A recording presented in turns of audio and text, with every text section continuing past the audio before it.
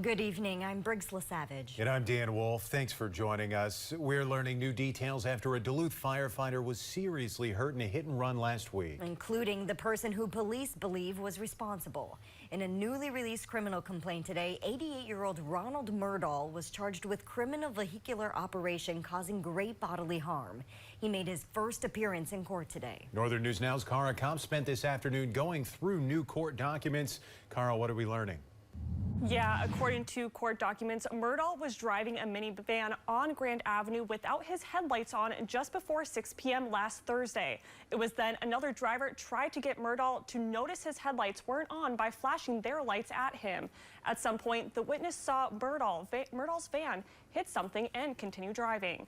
It was later found that the person hit was 24-year-old Ray Skoglund.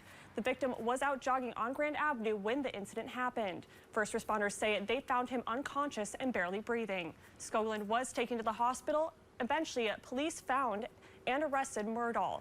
He told police he heard a thump but didn't see anything on the road, so he kept driving. He also said he turned on his headlights right after that.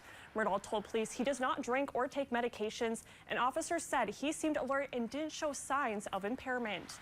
Myrdahl is expected back in court in March. According to online records, it appears he's been released from jail. We're working to find out why. As for Skoglund, he's still in the hospital recovering from multiple broken bones and brain bleeds. But according to his GoFundMe, family and friends say he's in stable condition, but has a long road to recovery ahead. He's a firefighter for both the Duluth Fire Department and 148th Fire Wing. We have a link to donate to his recovery fund on our website. So far, it's raised $61,000.